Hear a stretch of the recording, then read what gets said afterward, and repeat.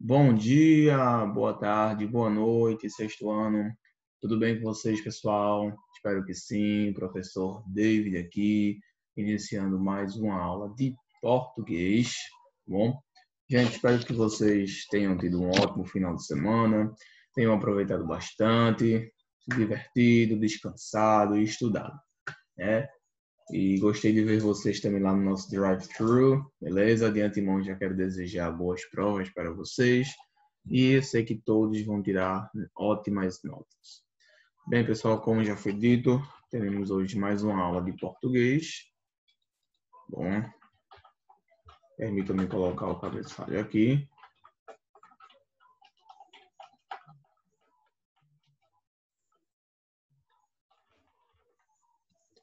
Pronto, pessoal. Bem, gente, como eu já falei, hoje teremos mais uma aula de português.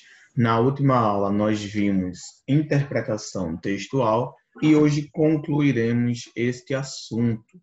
Então, peço que vocês abram o livro de vocês de português na página 335. Já é, na realidade, a finalização do nosso livro, tá bom? Página 335, o livro grosso, tá bom? Página 335 do livro grosso. Temos o encerramento seguido aí de uma tirinha, né? Uma charge de entrevista, que é o gênero textual trabalhado neste capítulo, nesta unidade do livro, que é capítulo 8. Bem, vamos fazer a leitura da tirinha. Na primeira tirinha temos aí a mulher perguntando: "Você é criativo?" E o homem responde: "Ah, sim, sou muito criativo." A gente vê, no caso, como é uma entrevista, tem a entrevistadora e o entrevistado. Aparentemente, a entrevistadora é a mulher, né? E o entrevistado é o homem. Bom, segundo tirinha, pesquisas apontam que pessoas criativas tomam atalhos éticos e que, em geral, são menos honestas. Você leva um longo período para fazer as coisas? Eu não sei a resposta certa. Para um bom, deu poucas palavras bastam, né? Gente, vocês conseguiram entender, vocês conseguiram interpretar qual foi o sentido passado nessa tirinha aí? Caso vocês não tenham entendido, eu vou ler novamente do segundo quadradinho aqui, né?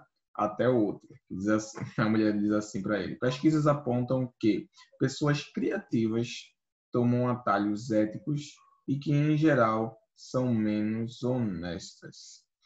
Você leva um longo período para fazer as coisas? Eu não sei a resposta certa. Bem, acho que a gente pode perceber se ele é ou não criativo, né, gente? Pois bem, vamos lá.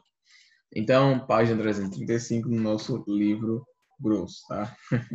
Temos essa tirinha aí, já fiz a leitura com vocês. E agora vamos analisar os aspectos presentes nessa tira, nessa charge aqui, né?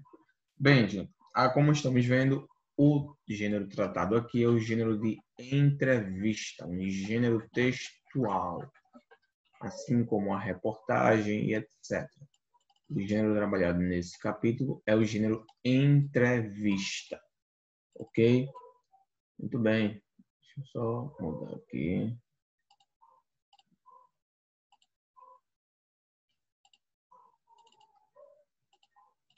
Pronto.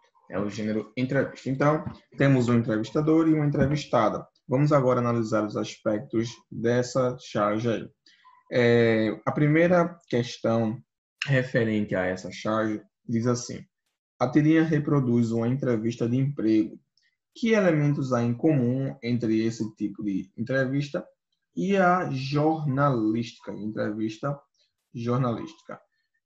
Pessoal, como vocês sabem, um gênero entrevista, ele é um gênero amplo, tá? Ele não abrange, porque quando a gente fala entrevista, as pessoas pensam logo em entrevista de emprego, mas o gênero textual entrevista, ele é muito amplo, tá? Ele inclui outros tipos de entrevistas, entrevistas de emprego, entrevistas jornalísticas, entrevistas assessoriais, que são aquelas entrevistas onde quando algum empresário, alguma pessoa, algum artista, ele vai dar um pronunciamento, né?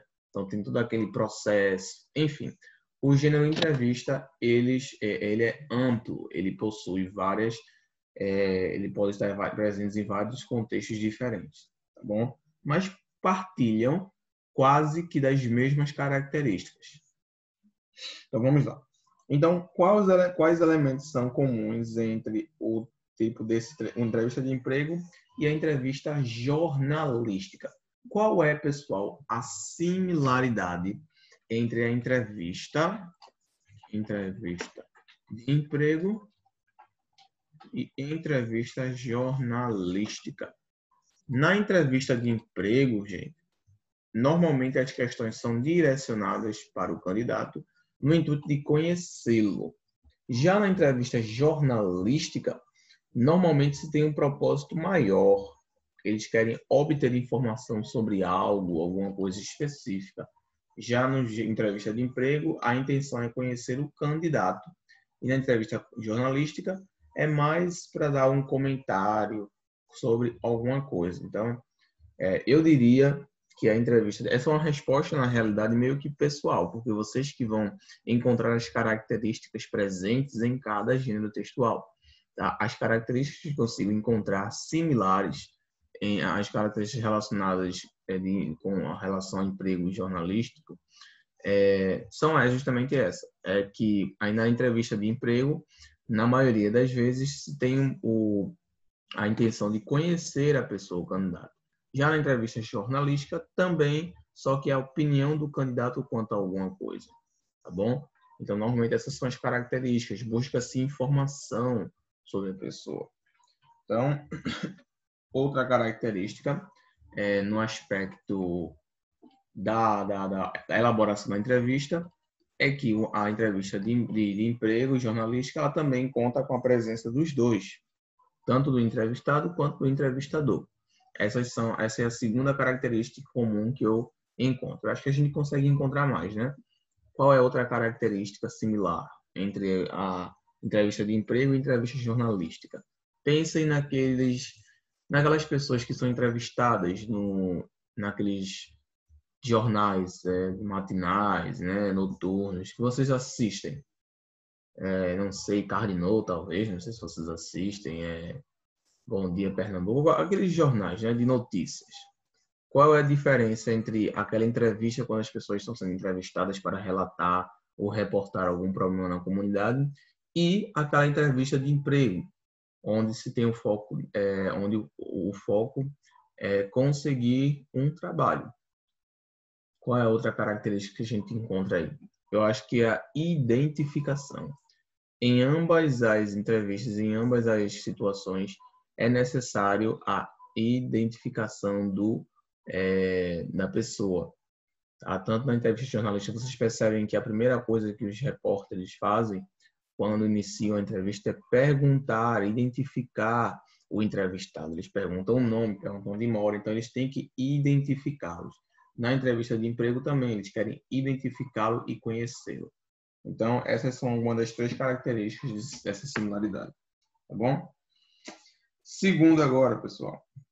O humor da tirinha ocorre no último quadrinho, com a reação do personagem e a sua fala desesperada. Considerando a pergunta feita pela entrevistadora, ele poderia responder basicamente de duas maneiras, sim ou não, mas ambas as respostas seriam ruins. Letra A. Caso ele respondesse sim, o que a entrevistadora concluiria a seu respeito? É agora que nós entramos com as questões de interpretação textual. Vamos lá, pessoal, bora lá. Vamos voltar para a nossa tira, a nossa charge aqui. Ela pergunta se ele é criativo. Você é criativo?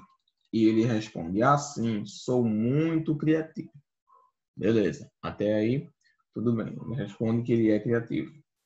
Segundo, na segunda charge ela diz assim, pesquisas apontam que pessoas criativas tomam atalhos éticos e que, em geral, são menos honestas. Ou seja, ela está dizendo aqui que estatisticamente falando, as pesquisas dizem que aquelas pessoas que são criativas, elas normalmente, não é sempre, né? Normalmente, tá bom? Elas tomam atalhos éticos. Como assim atalhos éticos e que em geral são menos honestos?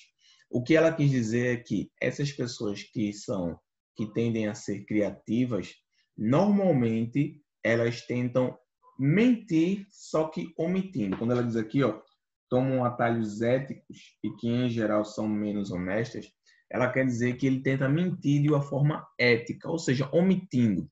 Quando, por exemplo, sua mãe diz assim, filho, você lavou a louça? A louça foi lavada? Aí você diz, sim, mãe. Ou talvez não. Você diz que sim, mas você sabe que você não fez. Você tenta dar um jeito, ou um exemplo melhor aqui. Esse exemplo não ficou legal, acho que vocês não conseguem. Deixa eu pensar em um exemplo melhor. Digamos que... deixa eu pensar aqui.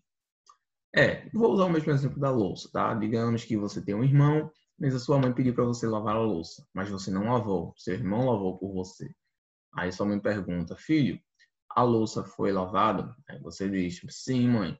Ela perguntou se você tinha lavado a louça. Você entendeu o que ela quis dizer, mas você respondeu sim. Aí depois ela vai dizer, eu não perguntei se você tinha lavado a louça. Você diz, mãe, você perguntou se a louça tinha sido lavada e não se eu tinha lavado. Então, é aquele tipo de pessoa que não mente, omite. Né? Acho que você deve conhecer muita gente desse tipo, né? Que diz que ele não mentiu, ele só omitiu, né? Quantas pessoas não dizem isso? Eu não menti, eu só omiti. É diferente, não é diferente, né? Tecnicamente, não. Se você omite, você também está mentindo, de certa forma. Então, nesse caso aqui, foi isso que ela quis dizer, que pessoas criativas tendem a fazer isso. Elas tendem a criar formas de mentir sem mentir, tá? Querendo esconder a verdade para justificar seus atos. Aí, logo no terceiro quadrinho, ela diz assim: você leva um longo período para fazer as coisas? Aí ele diz assim: eu não sei a resposta certa.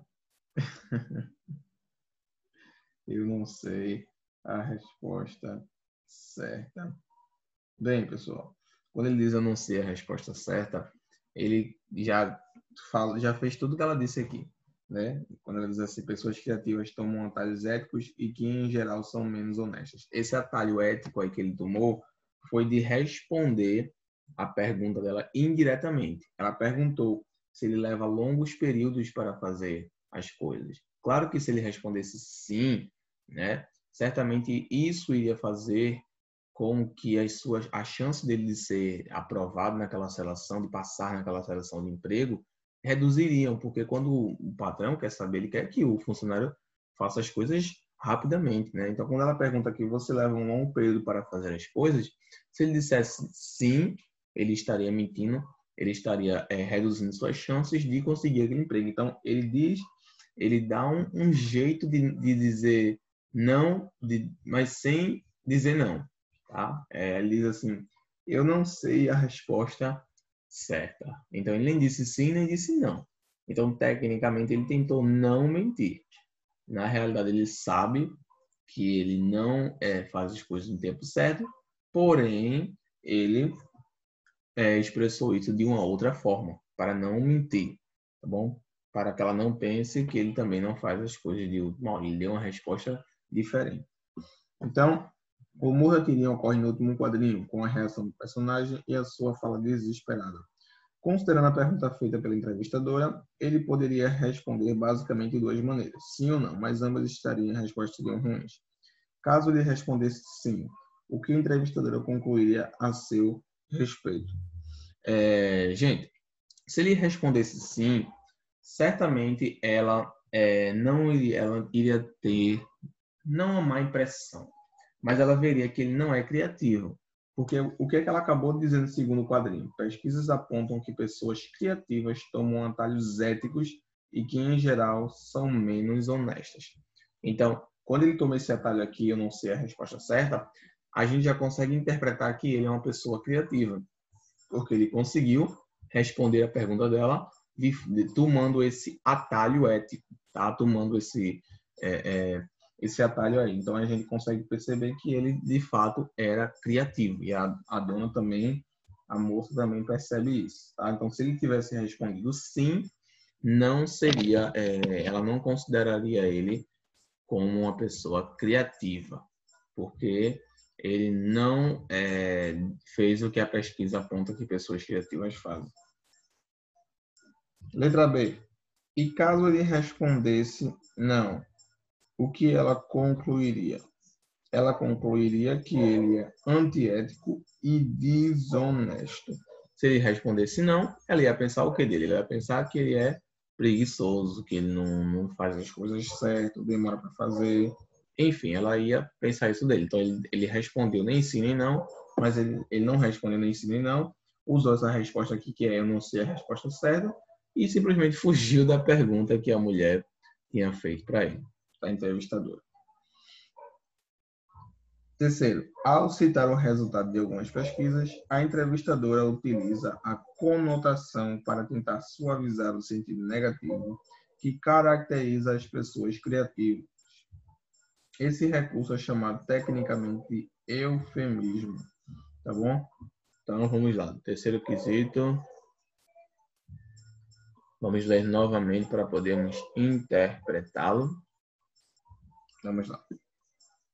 Ao citar o resultado de algumas pesquisas, a entrevistadora utiliza a conotação para tentar suavizar o sentido negativo que caracteriza as pessoas criativas. Então, ela usa a conotação para tentar suavizar o sentido negativo que caracteriza as pessoas criativas. Esse recurso é chamado tecnicamente de eufemismo. Letra A. Por que a entrevistadora utilizou esse recurso linguístico para descrever as pessoas criativas? Ok. Eufemismo, pessoal. Muito bem. Então, letra A. Por que a entrevistadora utilizou esse recurso linguístico para descrever as pessoas criativas? Tá? Por que ela utilizou esse termo aí, o eufemismo, para descrever esse tipo de pessoa criativa? Por quê? Bem, pessoal, a resposta aí, eu acho que para vocês seria mais pessoal. Tem uma resposta certa? Tem. Mas eu acho que o ideal seria que vocês fizessem, vocês mesmos fizessem, e depois a gente vê. Porque essa pergunta aí, ela é um pouco mais pessoal. Você que vai ler no texto vai tentar entender o porquê que ela utilizou do eufemismo aí, tá bom? Daí, depois a gente dá uma resposta geral, né? Que poderia ser a resposta de cada um de vocês. Mas é porque tem perguntas que não existe certo e errado, porque existem perspectivas diferentes.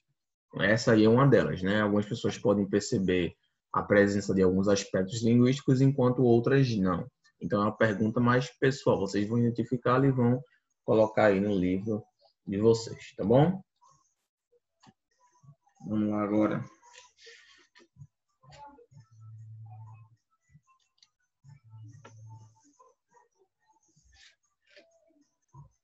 E a gente já falou sobre conotação, viu? Aqui ela fala sobre o sentido conotativo, né? A gente já falou, sabe que não é o sentido figurado, não é o sentido literal, né?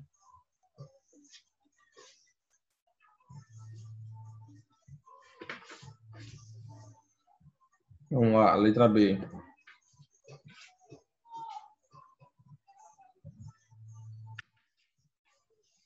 Reescreva a fala da personagem eliminando os eufemismos. Nesse caso, pessoal, a gente vai agora reescrever o que ela queria dizer, tá? Sem usar palavras, digamos assim, fracas, né? No caso, ela usou ela falou sobre atalhos éticos, né? Atalhos éticos. É a mesma coisa que dizer que uma pessoa é antiética. O que isso significa? Uma pessoa que não tem ética. Aquela pessoa mal educada, aquela pessoa que age, sabe, daquela forma. Então, é isso que ela quis dizer. Quando a pessoa não tem ética, não tem educação, ela age de todo jeito. Então, para não dizer antiético, que é muito forte, a autora utilizou, ela disse aí, a entrevistadora, ela usou o termo atalhos éticos, tá? Como se fosse dizer assim, uma fuga, né, uma fuga ética, sem ética, né? Então, ela utiliza aí os atalhos éticos. Então, sem o eufemismo, que seria essas expressões para aliviar. Como é que a gente poderia reescrever aquele segundo quadrinho? Que pesquisas apontam que pessoas criativas tomam atalhos éticos e que, em geral, são menos honestas. Como é que a gente poderia reescrever isso daí, esse trecho todinho, sem precisar utilizar o eufemismo, utilizando de fato as palavras reais, tá? Como é que a gente poderia fazer isso aí? Pensem aí, vocês têm um minuto para pensar, tá? Novamente as respostas vão variar, depende muito, mas eu acredito que a gente fazendo um geral aqui, todo mundo vai entender mais ou menos qual é a resposta correta, né? Entre aspas. Então vocês têm um minuto aí para vocês reescreverem essa parte aí, essa segunda charge, sem utilizar o eufemismo, tá? Ou seja, sem aliviar nas palavras, utilizando as palavras que devem ser utilizadas, tá bom?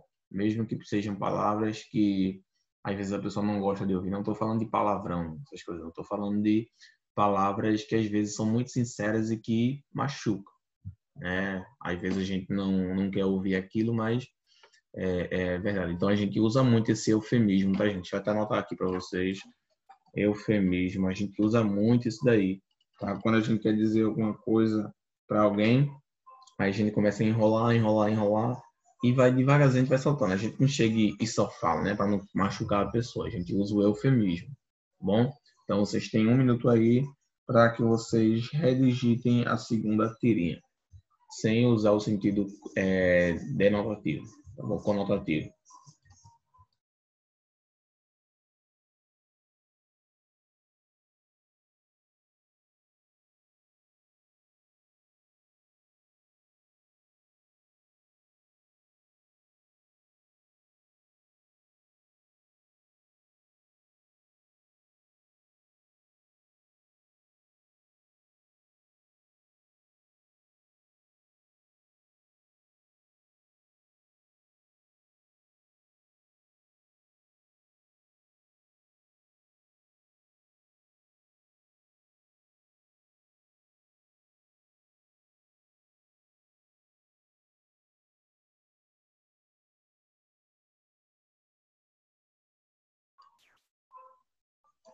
Ok, pessoal, vamos lá? Pronto, mais ou menos sem o eufemismo, essa segunda tira ficaria assim. Pesquisas apontam que pessoas criativas são antiéticas e que, em geral, são mentirosas. Ou seja, foi isso aqui que ela quis dizer. Então, ela substituiu duas palavrinhas aqui, duas expressãozinhas aqui que poderiam machucar alguém, né? Que poderiam ficar muito forte, que é antiética e mentirosas. Bom, aí no caso aí para mentirosas ela usa menos honesta e para antiética ela usa qual, meu Deus, no lugar de antiética ela utiliza tomam atalhos éticos. Ela substituiu isso aí e troca por essa expressão por pessoas criativas tomam atalhos éticos, né? Quando na verdade ela quis dizer que essas pessoas são antiéticas, não têm ética, são mentirosas, tá bom? Então, sem o eufemismo, a oração ficaria assim, tá bom? Tudo bem. Agora temos o quarto, tá bom? Temos aí para finalizar esse último, quarto. Vamos embora. Quarto. No segundo quadrinho, os verbos apontar e ser estão flexionados no presente do modo indicativo, apresentando as marcas de terceira pessoa do plural e dos terceira pessoa do plural. Essa flexão foi feita. Ok, legal. No segundo quadrinho, os verbos apontar e ser estão flexionados no presente, do modo indicativo, apresentando as marcas de terceira pessoa e do plural. Então, no caso, aí temos o verbo ser e apoiar, nós somos, nós apoiamos. Essa flexão foi feita para que os verbos concordassem com seu sujeito, que é pesquisa, porque o sujeito de ambos os verbos está no singular, em função do sujeito de cada verbo, caracterizando a concordância nominal, e devido à relação que se estabelece entre o sujeito e o verbo na estrutura de oração, porque apontar e ser são verbos impessoais. Gente, esse assunto aqui tem a ver com o que a gente viu sobre conjugação verbal. Lembra que o verbo ele tem que concordar com o sujeito, tem que concordar com o tempo, né? Se for passado, o verbo tem que vir no passado. Se for sujeito singular ou plural, ele tem que vir no plural. Até porque você não fala nós a gente fala nós somos, né? Às vezes, quando a gente está conversando com um amigo muito próximo, aí a gente fala dessa forma. A gente comete alguns errinhos aqui, uns errinhos ali, mas são erros irrelevantes, tá bom? Mas vamos lá. Então, eles estão flexionados no modo indicativo, representando mais terceira pessoa do plural. Essa flexão foi feita para quê, pessoal? Vamos lá para o segundo quadrinho. Pesquisas apontam que pessoas criativas tomam atléticos e que, em geral, são menos honestas. Então, aí temos o verbo ser e o verbo apontar. Primeiro, para que os verbos concordassem com o seu sujeito, que é pesquisas. Cadê?